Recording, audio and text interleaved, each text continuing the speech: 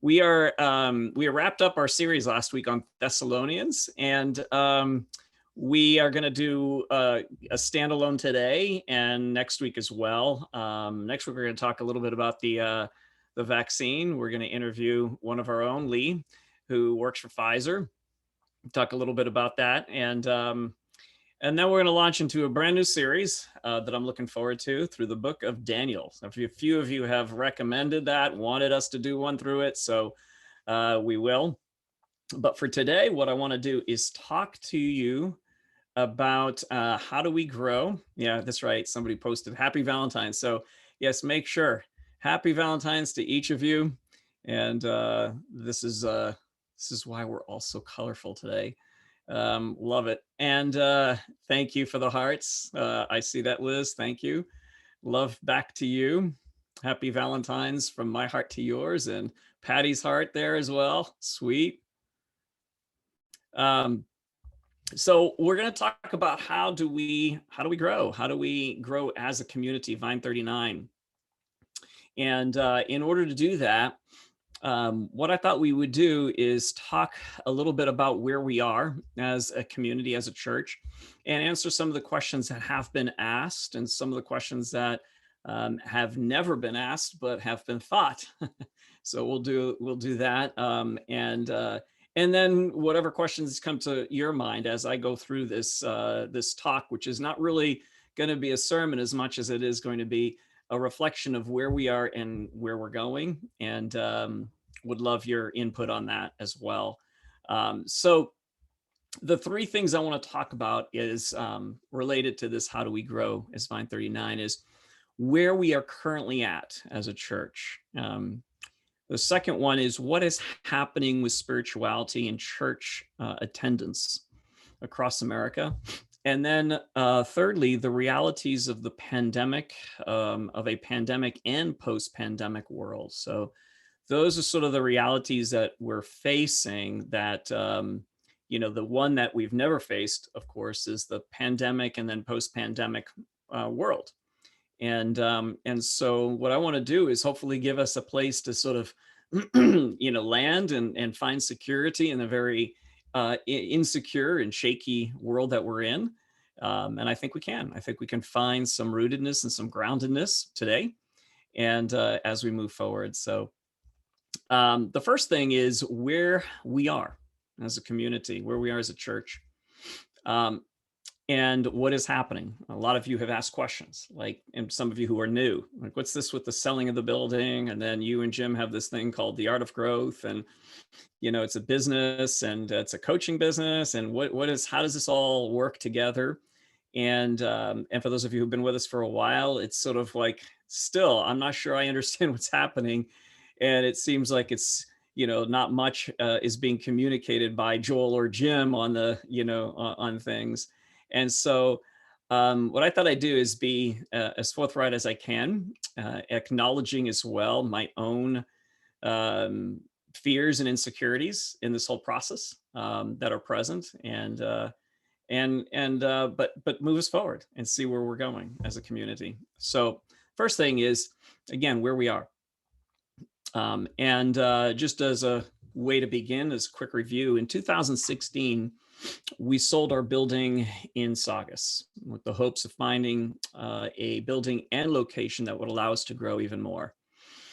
We ran into problems we never imagined that would happen, and the town of Stoneham was difficult for us to move through all the issues that they had in front of us. In fact, they resisted us, and we had to legally fight them for a couple of years.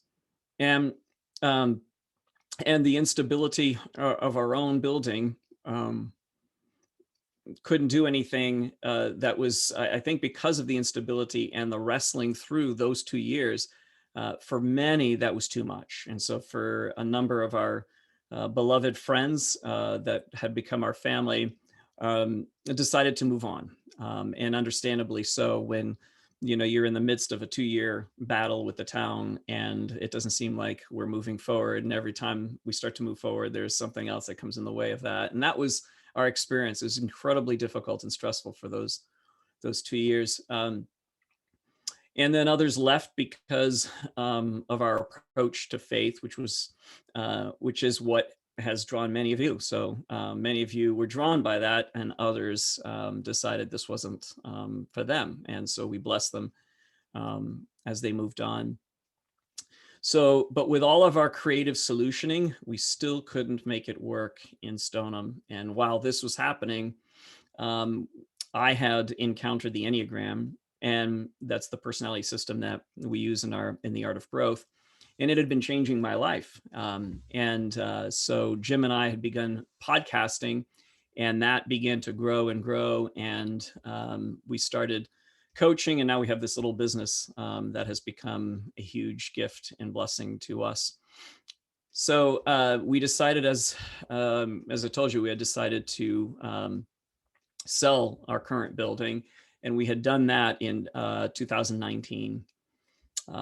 And we were ready to list it in early 2020, and then COVID hit. And so that has delayed even that process of selling the building. So our main expenses for the church have been the building and mine and Jim's salary. So you can imagine what's happening with, as people are leaving and, donors are leaving, our income as a community has declined significantly. And our expenses for a while had increased quite a bit because of trying to, again, fight the town to be able to be here as a community. And so the result was that the board and we had to make some tough decisions, like, what are we going to do? Because we can't keep bleeding out resources, the financial resources that we had. So as that was happening, we had this conversation about how do we, Jim and I, continue to keep growing the art of growth and eventually be able to draw salaries from that and no longer have to be entirely dependent on the donations that come in weekly. So those were all conversations around how can we continue to keep Vine39 while at the same time, deal with the financial realities of where we are as a community. So we'll say maybe more about this at our annual meeting coming up in a couple weeks that you're all going to be welcome to be a part of. So the first part is this part of where are we at currently? And that's the financial picture of where we are. If I were to say with a spiritual picture of where we are, I have felt like we're at one of our best places we've been in a while. Now, that doesn't mean that all of you are enjoying being on Zoom, and that doesn't mean that many of you wouldn't miss the times of singing together and worship and that experience. Of course, we miss all those things. Missing the kids running around in the same building, of course, we miss all of that. That's true. But at the same time, it's been incredible stories emerging from our community during this time. Incredible, incredible stories. And those have blessed us. And those are the things that we have loved. So as far as where we are as a community, I love actually where we are myself. So I'm enjoying meeting with you weekly and hearing from you, hearing your stories, being involved in whatever way I can in your lives. And that to me is, that's the best part.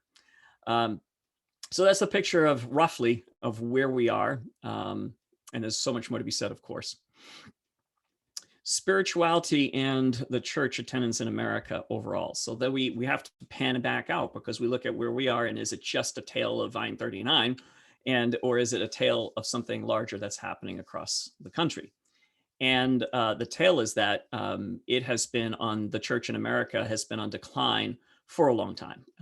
And there is no statistician today, Gallup or Barna or anybody else, that has come up with any different statistics other than it is shrinking, and it is shrinking rapidly, particularly in the last 2 decades. So since the 90s, there's been a 30% drop off in church attendance. And since the pandemic, George Barna did a study from March to early May. And of course, I was at the peak of the pandemic, but fully 30% of the people who were going to church online had dropped off completely, like weren't going to church at all. So this is So this is where that's at. So Liz, you just asked a question about where we are financially now. And so, yeah, where we are financially now is we have to make drastic decisions, financial decisions. So those are the difficult ones, the challenging ones. We have to we've got a couple plans in the works that I can't get into the specifics right now, but we will have more to say at the annual meeting, or the family annual business meeting that's coming up in a couple weeks, where we can actually go through the numbers. And of course, Dave is the master of all of that, Dave Twinstrom, on our board. And so, but we'll address some of that, but we're going to have to make some decisions that are financial decisions. But I want to say this part to say, yes, we have those to make some tough decisions, but there's a way forward, and there's a way towards us having a solid and ongoing community of faith. And so that's also true as well. But with that said, back to the spirituality and church and attendance in America, because of that, churches across the country are dealing with financial issues like they've never had. And so, so this is, this is the challenge that we're all facing across the country right now. It's a weird world we live in, and it has been happening even prior to the pandemic, but the pandemic seems to have accelerated some of these effects and some of these realities that of church attendance currently.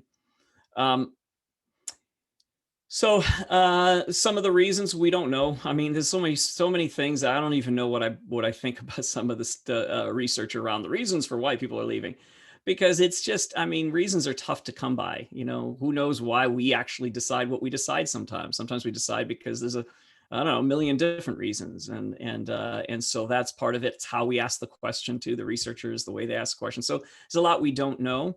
But I think what we have heard quite a bit of, and what seems to be emerging from a lot of the research, is that many people are finding spirituality outside of the church. So they're finding it in all sorts of other places. And so that's been happening. And there's also growing distrust of institutions, and rightly so. Rightly so. The institutions of churches seem to have more interest in their own survival than in yours. And at some point I'll say more about that to you, but there is a compromise that pastors have to make when they pastor a church, and that can be a real challenge to pastors. And so it is difficult for everybody involved in the institution, because the institution has to survive.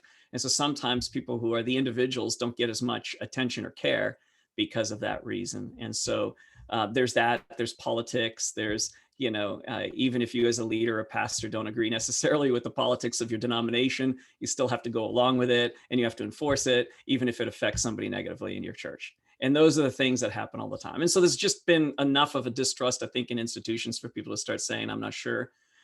So again, we don't know all the reasons, but there's just been a decline. And and so what we are facing, along with the decline of church attendance and where spirituality seems to be going in America, there's also the results of a pandemic and post-pandemic world. And there's so much that we can't really foretell in the future. If we had a looking glass, it would be nice, but we don't. And so there's a lot of things we don't know about the pandemic and what's happening there. But so questions like, when will we be able to meet without, fear or concern about the virus?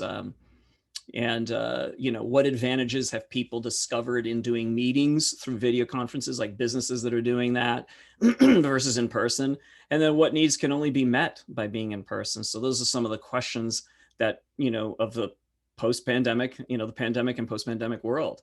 So communities have increasingly been formed digitally now it's been longer than just recent. It's been around for a while now, growing, where people are meeting across the country digitally, and rather than just exclusively geographically. So one of the things that megachurches have discovered is they get followers from all across the country and all across the world, and people that actually consider these churches to be their churches. So it's an interesting world that began several decades ago with the ability for people to watch their favorite pastor, their favorite church online on TV. And so that was the start of that, and that has continued to happen. So let me address, how do we, as Vine39, navigate these uncharted waters that we're in. Again, the uncharted waters are this situation we're in as Vine39, where we have run into all kinds of challenges with moving from Saugus to Stoneham, and then the decline of church attendance in general, and then the realities of our pandemic and post-pandemic world. So as we said, we've never been here before. No one has. This is a global change. The game and the rules of the game have changed, and so we have to as well. Whenever this has happened in history, we're not the first ones to encounter a massive change in the way things are done in the world. This has happened over the course of history. And whenever this has happened, spiritual people have always risen during this time. Always. And spiritual people like you, like Vine39, you have always risen up. We have always taken what has been before us and met it with courage, with fear, with what we know and what we don't know, and it has made us better as a result. And so this is where we are now and what we're facing. The goal isn't to try to return to the way things were in the past, but to move into a better world that is being created by all of us as we keep in step with the Spirit. Can you imagine the early church? They'd never, ever encountered, what is this that we are doing? Exactly. Are we doing synagogues? Is that what we're doing? Well, not exactly. We're following Jesus and we're having to start meeting. We've never done this before. They created what we now know today as the church, but it wasn't in existence with the first disciples of Jesus. And so this is what spiritual people have always done, is to say, we're freaked out by this. We don't know. But what we do is we come together even more as a result of that. And what fear tends to do is cause us to scatter, right? But the early church didn't scatter from fear. They gathered in the midst of fear. Are you with me? I know this is kind of like, oh my gosh, what's coming around the corner? Is he going to tell us something? No, we're continuing as a church. Don't you worry about that. What I'm saying is that I understand we're this is very unsettling for a lot of us. But the church at its best has always gathered in the midst of that. It has looked at the fear and said, we either can scatter because we're afraid, or we can gather. And we can work together and walk together through it and shoulder each other's burdens. Be there for one another as we're going through this.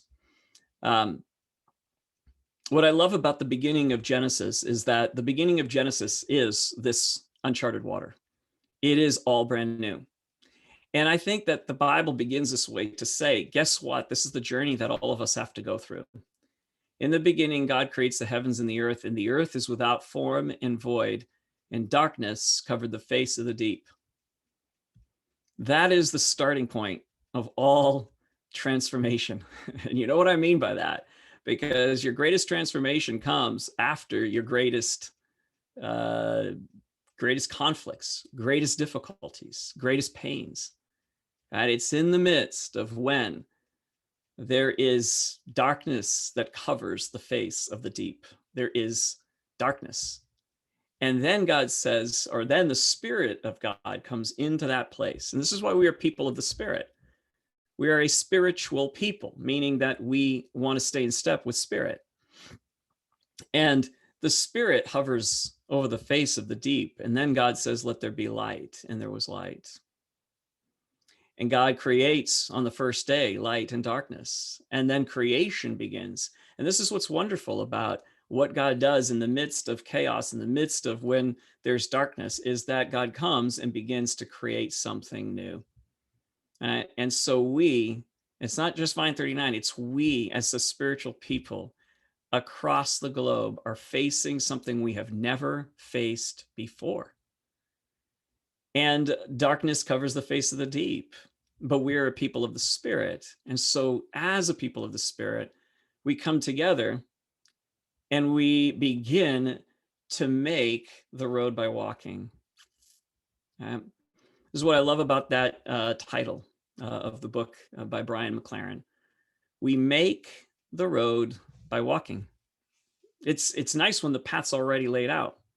Don't you like it when the path's already laid out? There's nothing to there's very little threats. It's comfortable. But we make the road by walking together. And this is where we are as a spiritual community across the globe. And I expect that some of us will say, I don't know if I really want this. I want to go back to what was comfortable. I want to see if I can find somebody who's going back to the way it was, because that's what I want to believe and that's what I prefer. I understand. And my heart's with you, because many times I want that too. I loved just like, hey, whenever we want to get together, we get together. That was comfortable. It was very easy, very enjoyable. And I like the spontaneity of that. But so I'm with you in that space, and my heart's with you. So questions that are oftentimes asked in this space, and what has been asked of us by some of you. And so I figured we'd raise the question and actually answer it. So the first question is, are we going to close the church? And the answer is no. We are not going to close the church. So simple answer. I laugh because I tend not to give simple answers, but that's the simple answer. No, we're not going to close the church. The church, by the way, is not the building. It never has been. Are you with me? Church has never been the building. I like buildings too. I like space, but it's not the building. The church is you. It's me. The church is when I find out that some of you have gone over to serve one of the other families in our community. That the church is when one of you decides you're going to reach out to somebody that is in our community that you know is hurting, and you communicate love and your prayers for them. The church is when we have gathered on a Sunday morning and I ask you to share something positive about somebody here, something you appreciate or see, and all of a sudden there is a list of all kinds of incredible affirmations that are coming through. That, my friends, that's the church. The church is when one of you has a question about real life and you're struggling, and we have a conversation about that, and there's mutual encouragement as we do that. That's the church. And that's going to continue. Are we going to gather? Yes, we are going to gather. But as I said, the church is not a building. It's us. So the structure may change, but we will continue to meet. As a gathering, we will continue to meet. Another question that's come up is, if Joel and Jim are focused on growing the art of growth, will they not have time or energy to focus on Vine39? That's a very fair question. It's been asked of me directly, and I appreciate that question.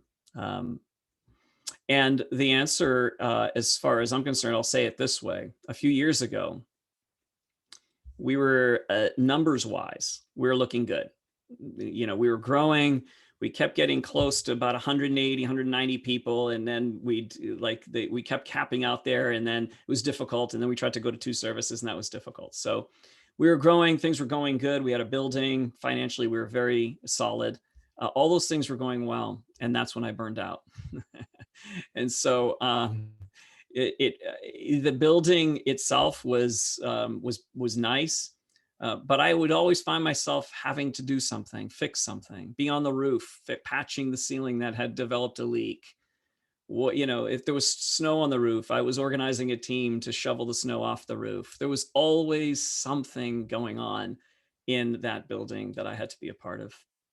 And it's easy for folks to say, well, why didn't you delegate it? But it's easier to say that than to actually do that, particularly when you're dealing with a lot of volunteers. And trying to gather that took time. Just to even say, well, how do I delegate and how do I gather? It took a lot of management, something I'm not very good at. So it was requiring a whole lot of something I don't have. And so it was very tiring. And I was managing the systems of the church, running, if it was life groups, it was something else. We brought on, new hirees, and I was training them and teaching them how to do things. And there was always something going. And by this point, I was working about 70 hours a week. In fact, 70 hours was like a comfortable thing for me, because there were some weeks where I was working 80 hours. And I got to a point where there was no life in what I was doing. So as much as I love doing classes and even preaching on Sunday, I had lost the zest. I'd lost the life in that. And a lot of anger was coming through. And some of you may remember that, but there were moments and times where I would preach and there was more anger coming out of me. And that was fatigue. That was just burnout. So yeah, thank you, Patty. Says every time the alarms went off in the building, yeah, didn't matter. It was like, okay, it's 1 o'clock in the morning. I guess I got to go over and check what's going on. So this is the life of the, life of the pastor. So this led me to burnout, and which then my relationships with you weren't good. I wasn't able to really be present to a lot of you. I had my times where it was very present and it was, lovely and all that, and times where things were going good. But it was starting to be met by more times where I was just burned out. I was too tired, and that is what led to me burning out back a few years ago. So, in terms of will we have the focus, if we're growing the art of growth, to also focus on Vine39? Not if I have to manage a building and if I have to do all of this again. No, I can't do that, and it won't work. But what we're doing now, and is the stuff like communicating on Sunday mornings and coaching some of you and pastoring you in that way.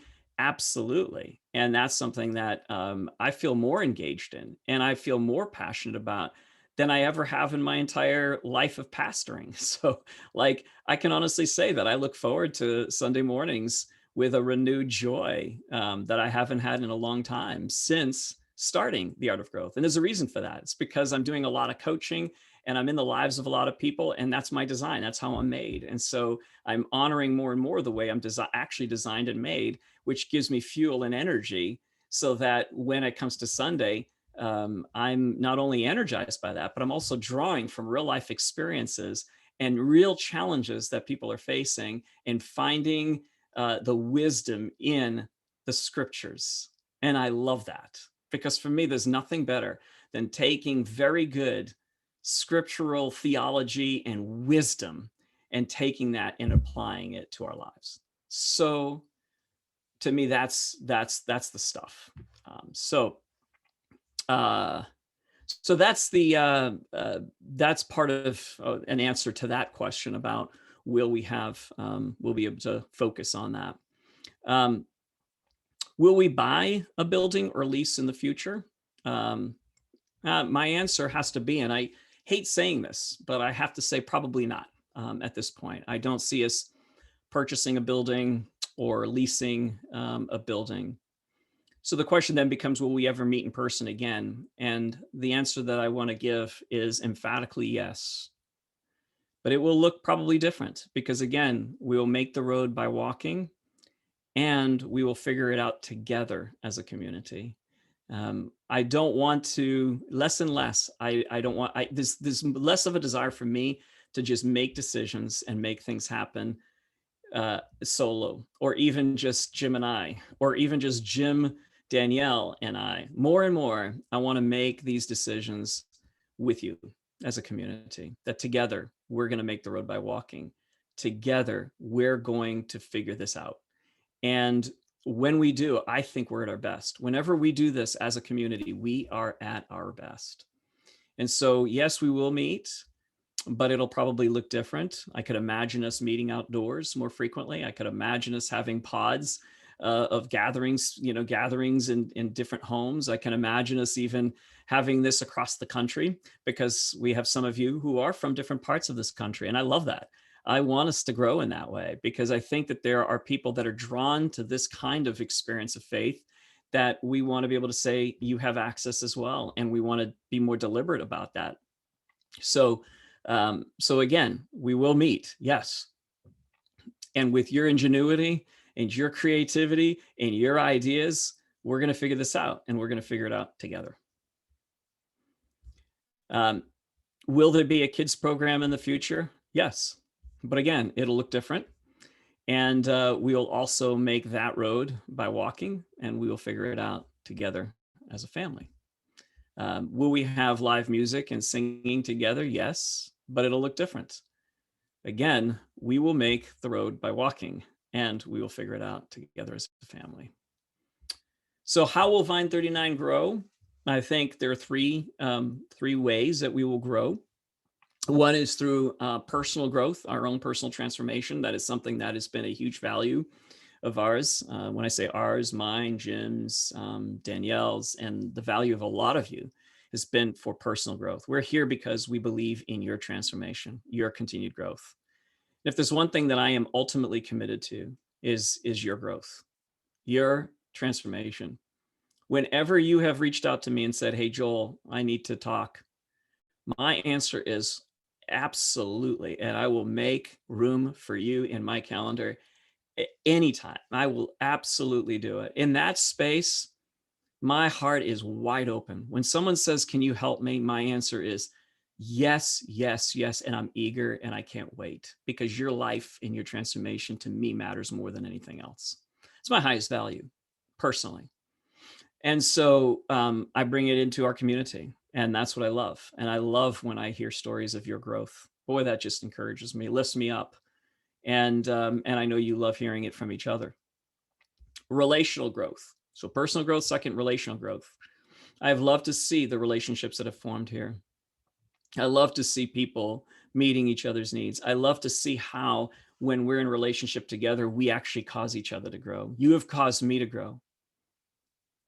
And I love that. And I want to be challenged to grow in better ways. When I see the things that you do that inspire me, I think, man, that's a good challenge to me. So thank you for that. I think numerical growth too.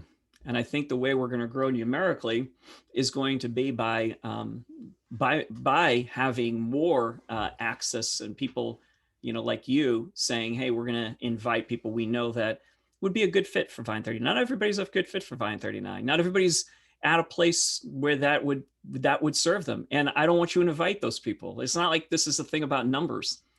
We're not into just numbers for numbers' sake. We're into growing a family. And when we grow a family, I think this person would be a wonderful fit here. We've joked at times that we're a church of misfits, and that's not because we wanted to be misfits, but because we found ourselves being misfits, and we tried to fit elsewhere and adapt, and we couldn't. And we found this community, and it felt like, wow, I can be me, and I can begin the journey in the process of transformation, a place full of grace where there's no judgment.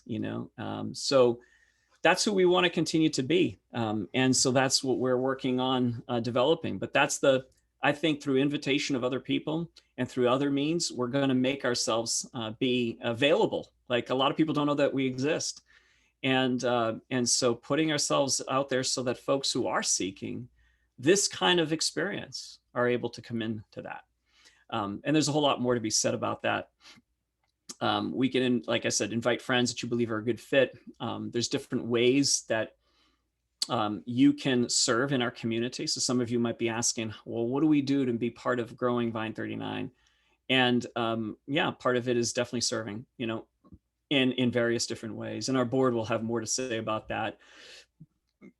Because again, I think it's going to take all of us together figuring this out, rather than me just going, here's what we're doing, and here's where you guys can serve. But I think we're going to figure it out together. And there's going to be a lot of opportunities to do those things and to serve in the way that you want to serve, in the way that you're gifted, that this is your contribution to the community, and the community says, thank you. That's the best. And thirdly, it's to donate financially. And this is one of the things that, I've hardly ever talk about this stuff. I do that like maybe reluctantly once every few years. But that's one of the ways that we actually can make this thing work, is through financial donations. And many of you are doing that, and I deeply appreciate that. And your gifts are fantastic. Some of you absolutely can't you're always welcomed. There's no judgment there. You serve in other ways, right? So that's also true. But if you feel like, you know what, and I would like to do something like that. I would like to start donating financially in some way. Then we want to make that easy and accessible for you. And we do have some options. Some of them will be online giving, and but we also want to make it available to you to do it through maybe PayPal or Venmo or other ways that you can make the donations fairly easily to us to help us continue to grow. So I'm going to pause here because I've talked a long time here about this, and it is heavy and it is a lot to digest. But again, I think one of the things I want you to really be able to hear me say, if I haven't said it clearly enough, is that we are going to continue, and we're going to continue to meet as Vine39, and we're going to continue to have an experience like we've been having week by week. So as far as this Sunday, next Sunday, the Sunday after that, this is pretty much what we're doing right here. Right. So that's not going to change dramatically. I don't expect. I think we're doing a pretty good job, and we enjoy being together. But in terms of the future down the road, again, we're in uncharted territories. So we're going to make that road by walking, and we're going to do it together as a family.